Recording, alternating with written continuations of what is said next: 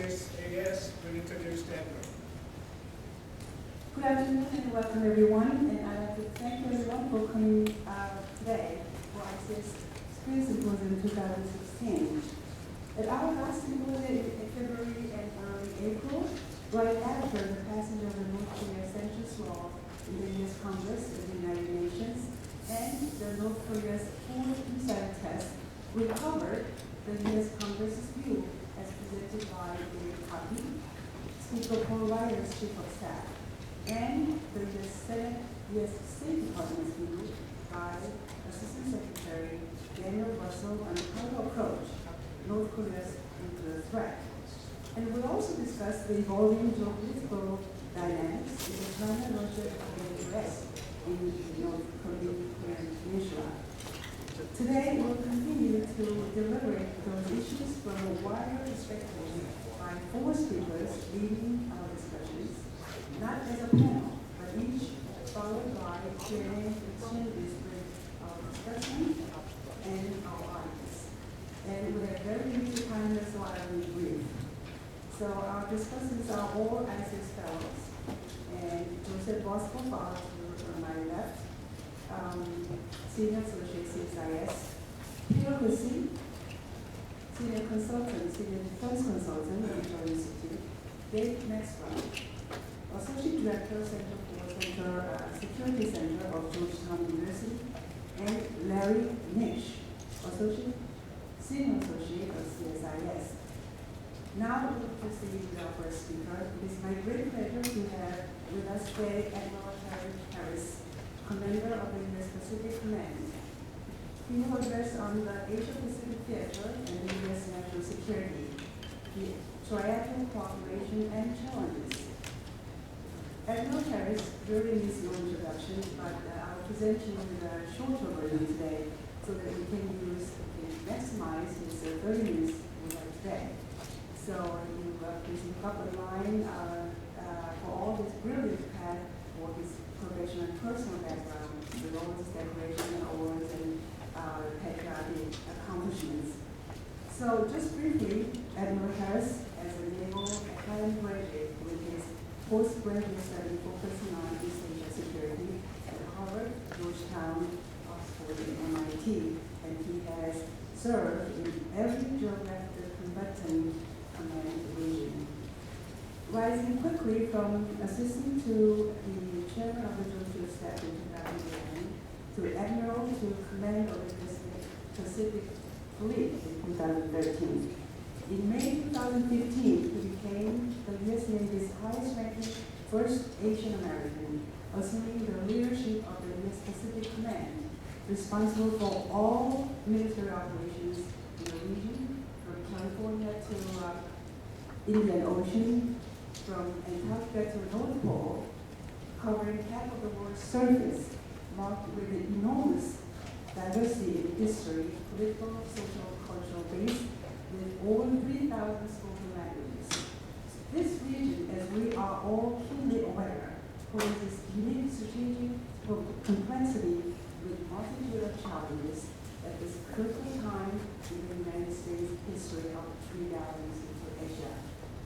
The good news is that under the leadership of Admiral Harris, the U.S. Pacific Command is committed to enhancing our stability, peace, and security in the region with partnership, presence, and the military readiness.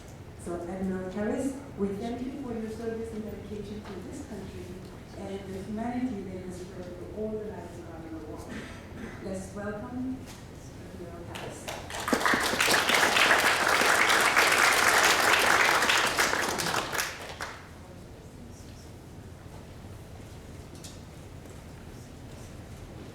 So let me just start off by thanking Linda for that great introduction, and I'll make the comment that if it's not obvious already, of those 3,000 languages in the Pacific Command region, I speak only one, and I do that with a southern accent. So if you need help in translation, then I'll have to ask somebody from the South who's bilingual, maybe somebody who lives along the border states can help translate for me here. So thanks for that warm introduction. And it's great for me to be here with everyone today. I appreciate the invitation. I won't acknowledge any distinguished guests because I think it's the practice of the ICAS that everyone is a distinguished guest. So let me just say thank you all for being here. So I'm honored to be in your company, and so that I can convey how important the U.S.-Korean alliance is to me, both professionally and personally. Personally, it's a historical fact that my father, who was a Tennessee native, served in the Navy throughout World War II and the Korean War before he retired in the late 50s. My dad spent a lot of time in Korea, mostly in Chinhae with the Korean Navy, and from his stories I gained a deep appreciation of the Korean culture at an early age.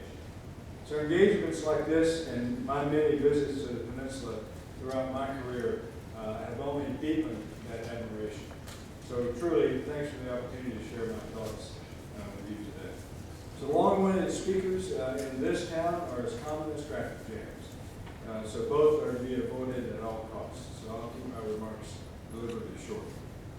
So I'm thrilled to join my friends from ICAS, an organization with the noble motto of advancing humanity, liberty, peace, and security among all nations and all people. So for 5 decades, ICAS has been dedicated to pursue of peace and prosperity with an emphasis on multilateral relations between the United States and the Indo-Asia-Pacific nations. That sounds a lot like Pacific Command. You've supported deep thinkers and big ideas that have helped to shape America's relationships with key partners and allies in the region. I appreciate your support for the rules-based security architecture that has served the Indo-Asia-Pacific so well for so long. As the region faces a multitude of threats and challenges, your ideas and discussions are more important than ever. So bilateral relationships like America's ironclad alliance with South Korea have dominated our regional discussions for many years. But recently, U.S. Pacific Command has been working to expand our relationship networks into trilaterals, quadrilaterals, and multilaterals. So one idea that I'd like to discuss with you today is my priority to advance trilateral cooperation between South Korea, Japan, and the United States. I strongly believe that constructive relations between Japan and the Republic of Korea are key treaty allies in Northeast Asia, help to advance peace and prosperity throughout the entire region. Our 3 countries share so much in common: democracy, free markets, a commitment to human rights, and common security threats. We are stronger together, and I believe there's much we can achieve with closer cooperation. But before discussing the importance of this vital trilateral network, I'd like to provide a brief overview of U.S. Pacific Command, or PACOM as we call it. To build on what Cynthia said, PACOM is America's oldest and largest military combatant command. Headquartered in Hawaii, it's made up of nearly 400,000 personnel: Army, Navy, Marine Corps, Air Force, Coast Guard, and Department of Defense civilians, who defend America's interests over half the earth, from Hollywood to Bollywood, from penguins to polar bears. PACOM is responsible for all U.S. military operations in the vast Indo-Asia-Pacific. About 20% of the entire U.S. military is assigned to PACOM, the most assigned forces of any combatant command. Our motto is "Be ready to fight tonight." One of our sub-unified commands, U.S. Forces Korea, epitomizes this commitment. Led by my good friend General Vince Brooks, the 28,500 American soldiers, sailors, Marines, and airmen of U.S. Forces Korea help maintain security and stability on the peninsula. Now, when referring to our area of operation, I prefer using the term Indo-Asia-Pacific, as this more accurately captures the fact that the Indian and Pacific Oceans are the economic lifeblood that links India, Australia, Southeast Asia, Northeast Asia, Oceania, South America, and North America. Oceans that were once the physical and psychological barriers that kept us apart are now maritime superhighways that bring us together into one global economy. My boss, Secretary of Defense Ash Carter, has said that trade requires safe passage, investment requires stability, innovation requires freedom, and each of these requires security. Clearly, security and stability fuel prosperity. One of the slides I often show to those who visit my Hawaii headquarters is a picture of the Han River in 1953, which is basically a blank canvas. And then I show a picture of the same area today that depicts the economic, vibrant global city of Seoul. I use this picture along with images of other cities throughout Asia to help demonstrate how prosperity and security are inextricably linked, and how the current rules-based international order has set the conditions for the economic rise of so many Asian nations. Secretary Carter has also called the Indo-Asia-Pacific the single most consequential region for America's future. Indeed, Asia is now the economic center of gravity for the global economy. And this helps explain why President Obama initiated our strategic rebalance in the Indo-Asia-Pacific region in 2011. The rebalance is an international effort based on a strategy of collaboration and cooperation. But the rebalance is not just a security or defense-centered policy. It's a whole-of-government effort, diplomatic, political, and especially economic. Their collective respect for and adherence to international rules and norms by like-minded nations have now produced the longest era of peace and prosperity in modern history. In my opinion, this has been made possible by a carefully crafted security architecture in the region. This structure has been supported by 7 decades of U.S. forward military presence and underpinned by America's 5 bilateral security alliances with Australia, the Philippines, Thailand, and Japan, and South Korea.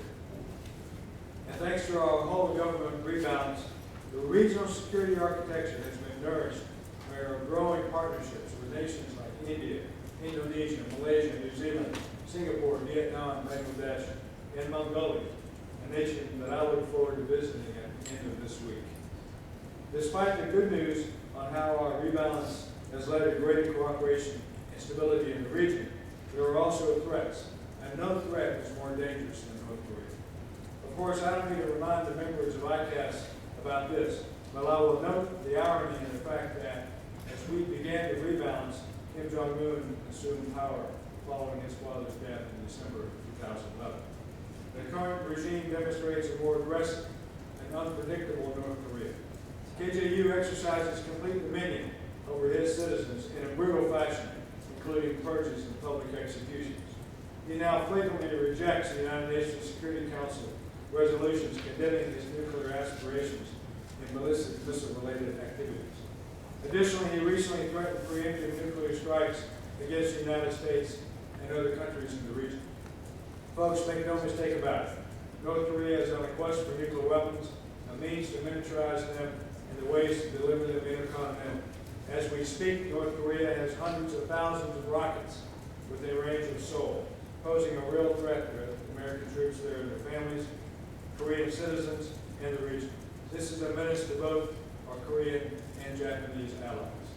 The best way to effectively counter North Korea's aggression is through credible combat power, unrelenting resolve in the face of provocations, and sustained partnerships with our closest allies. This is a big reason why I'm doing everything possible to encourage trilateral cooperation with Japan and the Republic of Korea. The current level of military cooperation between Japan, South Korea, and the U.S. is good, but I'd like it to get better. The South Korean and Japanese governments recently took a big step forward by reaching an agreement surrounding the comfort limit issue. I applaud the leaders of both countries for having the courage and vision to settle this difficult historic issue.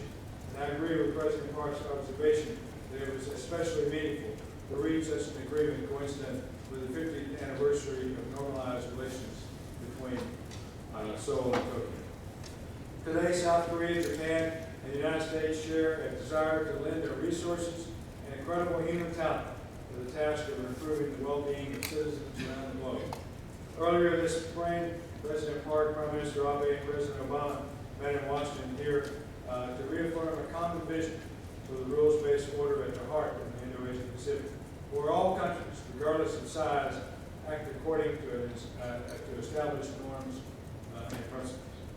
The benefits of our strong trilateral relationship are crystal clear.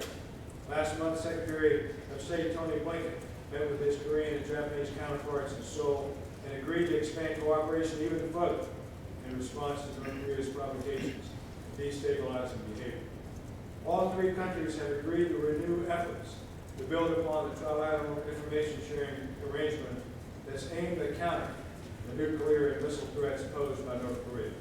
In addition to working more closely to strengthen sanctions, South Korea, Japan, and the U.S. will shine an intense light on North Korea's deplorable human rights record. Prime Minister Abe has been known to say that South Korea is Japan's most important neighbor. Involving cooperative ties between the two countries and bringing all of our capabilities together magnifies our impact far beyond the immediate region. A trilateral partnership is a force multiplier for good around the world, and together with Seoul and Tokyo, we're having an impact on global challenges facing the world today, from combating ISIL and other terrorist organizations to countering WMD proliferation. Working trilaterally, I believe we can bolster our collective defense against North Korean provocations and uphold the principles of international law and unimpeded lawful commerce, the catalysts that bring prosperity to South Korea, Japan, the U.S., and every other nation in the global economy. So folks, being in places like this where smart people congregate always reminds me of the Greek philosopher Socrates. He talked too much and his friends poisoned. Since I don't want any hemlock to send in my direction, let me close my formal remarks with this thought. Forged on the battlefield and through the blood we shed together on the peninsula 7 decades ago, South Korea and the United States have an enduring partnership. America and the Republic of Korea are strong because of those who served before, those who serve now, and those who serve tomorrow. An unbroken chain linking our citizens generation to generation.